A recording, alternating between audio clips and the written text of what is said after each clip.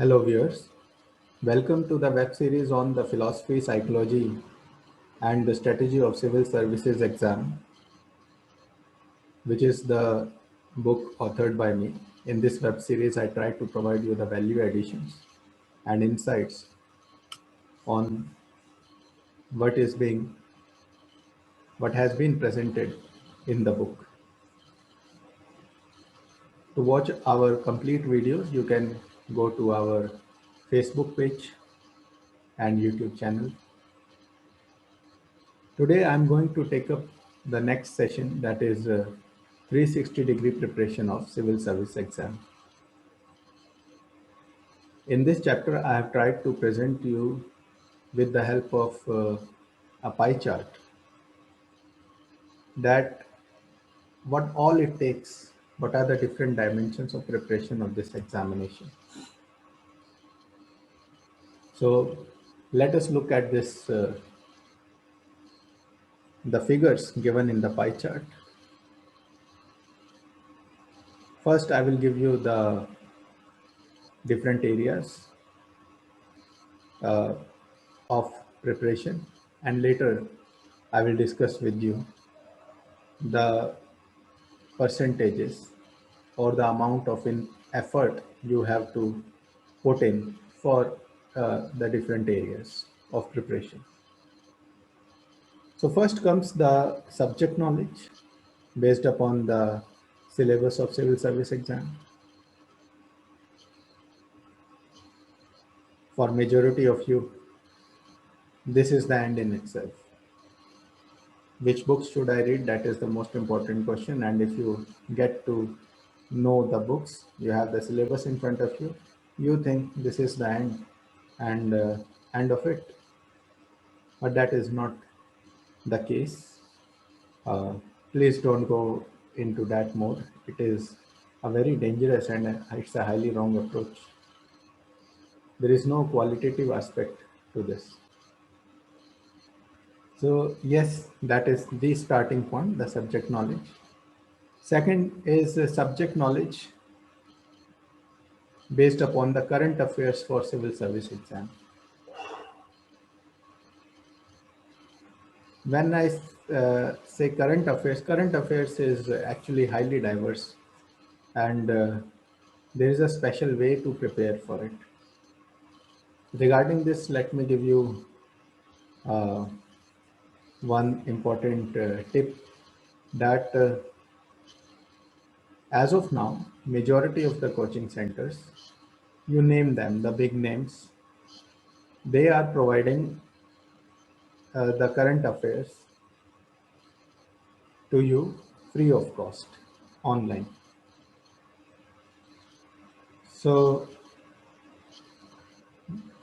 you have the choice in front of you. You can go to those different institutions website and you can download these current affairs editions and then you can start your preparation. Regarding the time period, uh, normally the prelims happens in June, first week or last week of May. But this year it was supposed to be held on 27 June. Now it has been shifted to October 10th. But anyways, means you should prepare at least 1 year current affairs. Normally the examination starts in June. This prelims happens in June. So you prepare for past 1 year current affairs from June previous year. And even for this year, 2021, even though the exam has been shifted, but you should prepare from June onwards only, June 2020, that is required. That is one part of it. And we are also providing you the test series on current affairs. Please follow that because I am providing you the questions directly from the PIB website, that is the Press Information Bureau. Regarding this, let me give you some hints. The newspapers are not that much efficient. Please get out of the clutches of newspaper. Focus upon the current affairs material provided you by the institutions specializing in the preparation of civil services exam. Newspapers are not written only for the civil service exam candidates, they are written for general public. And it is not a very unbiased news over there. Definitely, uh, the narrative is also set, and so many things are there, the biasness of the writers, etc. And it so there is a tendency that you will only read those news which you think uh, is correct. You have your own uh, belief system, your value system. Accordingly, you decide which news should I read and which I should ignore. This happens because of the writer, uh, the heading, the presentation, who is present giving you those views. But when it comes uh, to the current affairs provided you by these institutions, then you don't have such issues. Uh, they are free of all these. Uh, you don't. You only get the news over there. Plus, the best part is, along with the news, they will give you the subject background related to that news. So that is why preparing for current affairs becomes so important from these specialized current affairs uh, sources. And regarding these magazines, please don't go for those general current affair magazines which try to cater to all the exams, one-day exams, etc. Uh, Stick to the magazines dedicated to this current affairs, to civil service exam, out of which I can name the one magazine which is good, that is Civil Services Chronicle. And actually writing this magazine, it's a very, and yeah, it's like those institutions are providing you, it is the same sort of thing. There you have to just take the printouts and so you have it. Other people are also doing it. You can decide. Insight is giving it, Vajinam is also giving it, Vision is also giving it. So many other institutions are also, Baiju is also giving it. Mm, You name it, they are giving you the current affairs thing. So it's very extensive. Yeah. By the way, don't attempt on your own to uh, explore these sources which I have just mentioned to you, like the PIB. It takes an experience uh, to pick up the right news from there. You are not ready to do it, you will lose your time. Don't lose your time by doing this kind of stuff, because it is not just PIV. There is such a great uh, uh, amount of knowledge even on these websites of Rajya Sabha and Lok Sabha. There, when the questions are asked in the parliament to the ministers and the data they provide, that is the authentic data. So from there also we try to uh, bring up the news for you. So and then there are the ministries. So many ministries are there. All the government of India ministries are there. Or you have you there are news from those ministries, direct news from the ministry websites as well. Uh, so leave this uh, issue to those only, to the experts. Uh, you don't try to do this thing, even if you have you are not a fresher in this field. Even then, you must not try it. What you can do is you can select one or if you have the time, two sources, and that is how you can expand your preparation for current affairs. And definitely. three subjects like economy, science and tech, and ecology and environment. These three subjects are majority of the questions are asked from current affairs. That is why for these three subjects, you can go to the second source of current affairs as well. This is how your preparation for current affairs will be complete. So second aspect is the subject knowledge related to current affairs. Third is application of UPSC guidelines and critical thinking in subject knowledge. This is a very, very important point because the information you are getting, you need to analyze it and you need to make opinion about it in the light of the expectations of UPSC from you. To keep it very short, you need to be aware about the aptitude which is required for civil service exam. So according to that aptitude, you need to analyze the information which you are getting. So this subject knowledge, be it related to the syllabus or be it related to the current affairs. When I say current affairs is also part of syllabus only, but I'm just differentiating between the subject part, the discipline part, uh, and the current affairs. So that subject knowledge, including both the disciplines and the current affairs, you need to analyze, and it has to be your analysis. Till the time you do your analysis,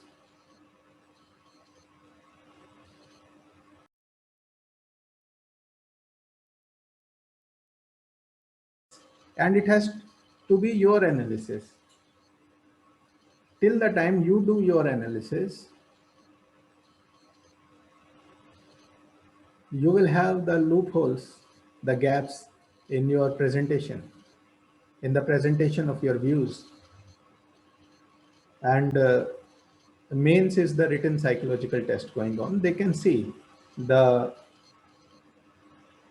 problem in your viewpoints, uh, how you are not able to handle things. At one point of time, you are saying something, and then in another answer, you are going against what you have already said.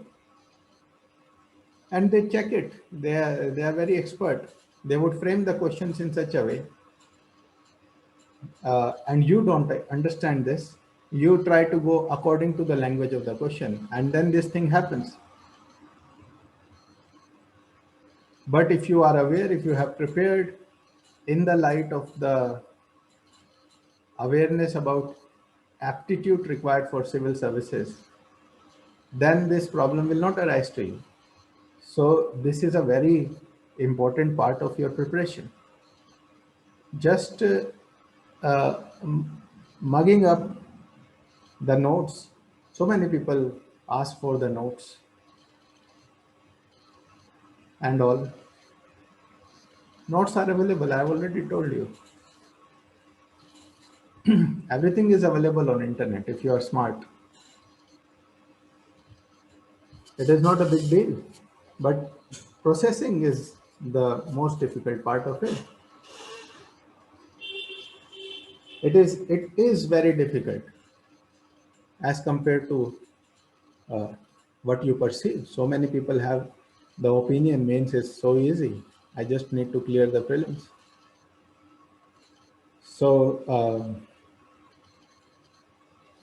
all those things will come up to you once you do the answer writing, provided you get yourself evaluated by the uh, right teachers. Then they will point out the mistakes, the problems in your answers, in your standpoints. So it's a very big part of your preparation. Next part is the research, readings beyond the syllabus, and the critical thinking. Uh, Today there is so much of data uh, available online related dedicated specifically to the UPSC syllabus because of so much competition. Everybody wants to get your uh, they want that you should come to their website and have a look at their website. uh, uh, for the That is how they can uh, advertise themselves to you. And maybe if you like their answers, they like you like their study material, then you will try to approach them. So this is good for you, but this was not the situation earlier. Earlier, people used to go to the libraries and all, so it was a very difficult affair for the people at that point of time, just to get hold of the books which would cover those topics. It was a difficult task. Today, it is not that difficult. Things are very easy. Research, that's why this, when I will come to that, the percentage part has reduced. The amount of effort you have to put in, it has greatly reduced. But yes, you have to do the research. It is required. Google is going to be your assistant. Google has to be your assistant. And when you are doing the research, let me advise, take the help of Google Images, because over there, when the image comes in front of you, things become really easy. And if you can draw the diagrams in your answers, that will fetch you more marks. So go to the Google Images, try to understand things from there, do the research with the help of the uh, Google, and readings beyond the syllabus. Yes, only with experience you understand those things, because for you think like syllabus is already so extensive. uh, why we need to go beyond the syllabus? Now it is not like that. What you are thinking is so extensive. If you look at those things in the right perspectives, then so many topics are actually interrelated. You just need the right perspective to look at them, and it will become very short for you. And then to understand, but to make it short, that perspective I've just talked about, to fill in those gaps, you need to do some research, and that extra knowledge is required, which might not be explicitly mentioned in the syllabus. So that part is also the part of the preparation of civil service exam. Critical thinking, it is not only about criticizing things. It means looking at things in totality, both its pros and cons. Then the other part, which is highly ignored, is character development. And when I say character development, it includes the career progress as well. Uh, it is expected anybody who is aiming to take the responsibility of the society and the nation, that person should be responsible towards himself. And the decisions you are taking for your career is going to make a big impression upon the interview board. And if you have taken wrong decisions over there, then definitely it is going to harm you. So that is, but it is not only about career progress. It is overall, there are so many things. Uh, how do you, it is, let me give you from the interview perspective first. They ask you about your hobbies, your extracurricular activities, your achievements, any other achievements, interest, things like that. So these sections are related to your life actually, and that is how they are related to your character. So you need to be aware about these things. It is part of the preparation itself. And lastly, it is application of UPSC guidelines in character development. See, these are two things. Your awareness, as I have discussed about it, general thing, even you know, you will get so many people talking about these things, character development online. It is not like anybody can teach you about this character development.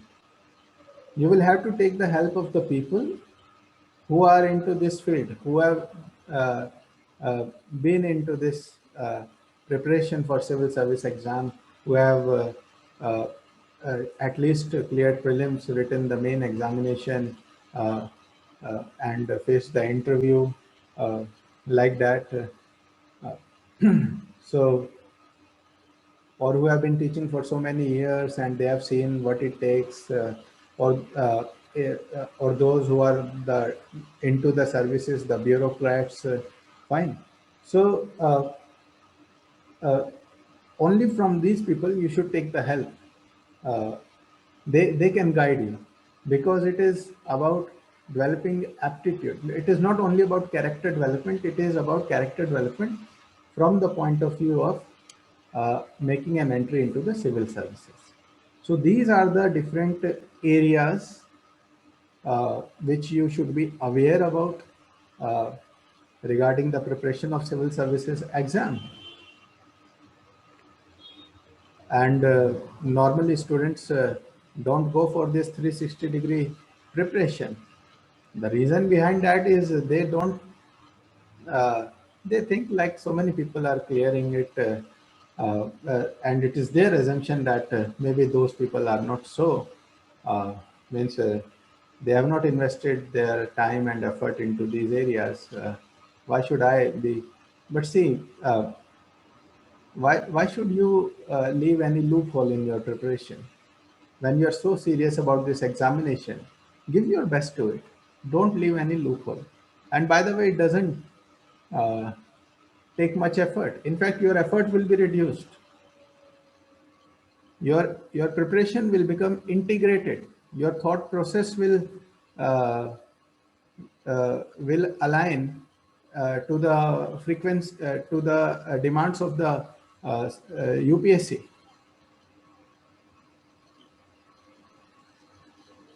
So please be aware about these different dimensions.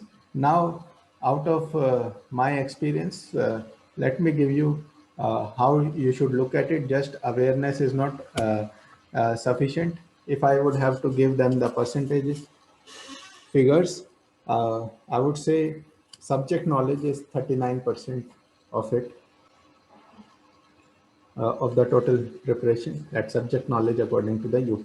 For uh, you people, the freshers coming out of the school and college, that is the 100% thing.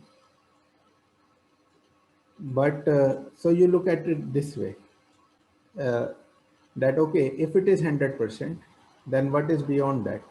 Okay, so what 39% I am saying, that is your 100%, but it should not be. Now rest of the figures what I am giving, you can make an adjustment according to your uh, means it definitely it should not be 100% as you are thinking about it. Uh, so it is only 39%, and then 10% will be about current affairs. All the subjects which you are studying, almost 40%, if I can say, and then 10% would go for the current affairs. Then application of UPSC guidelines and critical thinking in subject knowledge, it is 25%. Once you will start doing it, you will understand how much time and effort it takes. Just reading a book is okay, but then doing an analysis of that book, making notes out of that book, doing the diary writing, analyzing your thought process, it will take away your time and energy. And then you will realize that yes, it is, this percentage is justified. And then research readings beyond the syllabus and critical thinking, 5% only now, because of the help from the online sources. Uh, Character development would take 14%. Um, yes, it does take. And because see, I am giving this from the point of view of the ideal preparation. when you are starting it, uh, at least from the college level minimum, if you are start, or better if you start it from the school. Okay, then this is the thing. For most of you who have taken a decision to start this preparation after the college, once you have got into the job, you don't have the time, only 2 to 3 hours per day. Automatically, you have put yourself into a situation where you don't have time for this thing. So your percentages will change. I've already discussed previously in the previous video with you difference between the strategy of civil service exam and strategy for civil service exam. So there is, according to the demand of UPSC, if you go, then that is called as the strategy of civil service exam. And according to your personal circumstances, if you design the strategy, that is strategy for the civil service exam. So when I'm giving you all these figures, that is the ideal thing. It is the demand of the UPSC. You are, but if you have placed yourself in some circumstances, then the modifications can be there, and we will have to do some fine tuning over there. And definitely we do have the platform we have created. That is why we are special. uh, uh, uh, you will not have to apply uh, much of your mind. Rather, it will be, uh, you know, learning by doing, that kind of thing. It will be experiential learning thing for you. Plus, all your extracurricular achievements, hobbies, all those things will be taken care if you join us. And so so character development, including career progress, it will take 14%. Over there also, application of UPSC guidelines in character development will take 7%. So this is how we look at it quantitatively, or input or effort based. Now let us look at it qualitatively. When you look at it qualitatively and divided it only two areas, the subject knowledge and the applied knowledge. So subject knowledge is coming out to be 49% only, and the applied part is coming to be 51%. Because this is about awareness. It is about developing your thought process. You cannot clear this examination just by memorizing the facts and the things. No, the questions are applied in nature, and definitely uh, what your actions, your life has to be in alignment with these things. You people don't understand this thing. Yeah, your actions determine your thought process, and according, that is why so many people have serious difficulties, in having a belief in idealism, in principles, in having belief in democracy, in having belief in secularism, in having belief in equality, in having belief in justice. These are the ideals of our constitution upon which our country is run. And because there is no alignment, yeah, your actions are taking you in some other direction. Your different belief system is created. So this creates a lot of problem. Definitely this alignment is required. So you have to be very much aware about this thing. After this, I'll take up one small section, just one page I devoted to this, but it is a very important question. This is about asking a right question. There are two questions. One is how to prepare for civil services exam, and second is how to prepare for a career in civil services. Now, see what happens from the marketing point of view. The coaching centers cannot give this much lengthy statement how to prepare for a career in civil services like this to attract and a fresher and newcomer. For them, in their mind, it is all about how to prepare for IAS. IAS की तैयारी कैसे करें? Fine. It is the limitation, because the psychological principles are working out there. You have to keep it short. But the problem is that that the marketing strategy becomes the reality for the people, and they keep on living in that falsehood throughout their preparation. What was being decided by the marketing factor became a reality for you. Now that creates a whole lot of problem. So how to prepare for civil service exam is not the right question.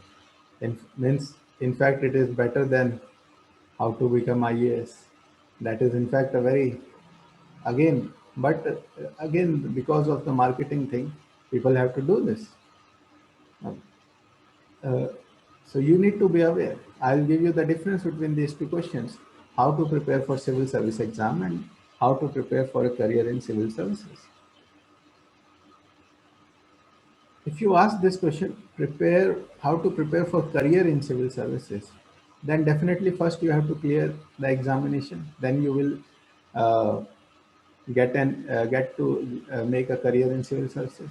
So it includes the preparation for civil service exam, but what it also includes is preparing for the demands of the job. Many of you must have watched this. I have not watched it, but I've seen the trailer that was shared to me by my students. I have been a part and parcel of this, so I understand just by the trailers everything uh, what they are trying to convey. So uh, that web series is there, and this message has also been given in that web series that UPSC is trying to prepare you for the challenges. Yeah, that is true. You have to be aware about those challenges, the demands, and only when you are aware about those challenges. So many people, students ask this question, sir, means means they feel afraid because they get so kind of news like uh, the bureaucrats even getting killed, losing their lives, or getting transferred, and all those things, or getting negative publicity, things like that. Uh, if they don't happen to uh, work according to the wishes of the politicians, so many such issues, your intrinsic fears. Definitely, if you are not able to overcome these fears, then how will you perform? These fears will not let you get the right knowledge. Overcoming these fears is very crucial because it is all about the principles, isn't it? See, whatever happens, suppose uh, the war, there is war or some pandemic, and sorry for the interruption because of the network issue. So I was saying that even in times of war or some pandemic or some other thing, won't the people require water, food, medical facilities, etc.? They will, definitely. And whatever happens, you people are actually going to enter into this service only. You people have to be very stable in your mind. Your dedication has to be towards the public services. You are not expected to uh, flow with these things. You are expected definitely to understand the reasons why do these things happen.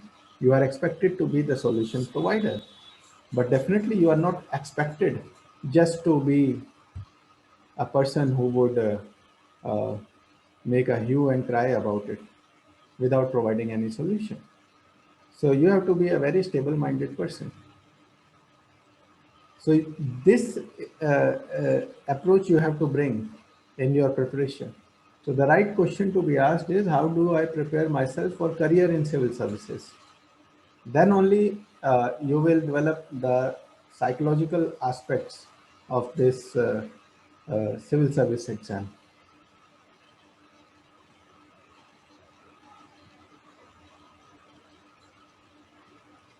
I'll try to make this point clear from one more perspective.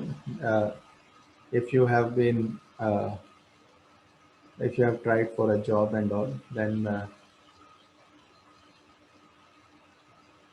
if you have been a management student, then you are being taught that before going to the interview, you should study the vision and mission statement of the company. Also pay attention to the key responsibility areas. So from that perspective also, you can look at this same uh, question, that what is the vision and the mission of the government of India. You are going to be the employee of the government of India. So appointed by the government of India only for these three services, IAS, uh, uh, and IPS. You people, these they will have to work under the in a particular state for a state government, but the appointment is by the union ministry only. They are the central services only. So, so this is how you need to be very much aware about the psychological aspects of the preparation of this examination. So I would like to stop today and see you in our next video. We will discuss a very important section, the important mistakes made by the students while preparing for civil services exam. Thank you for listening.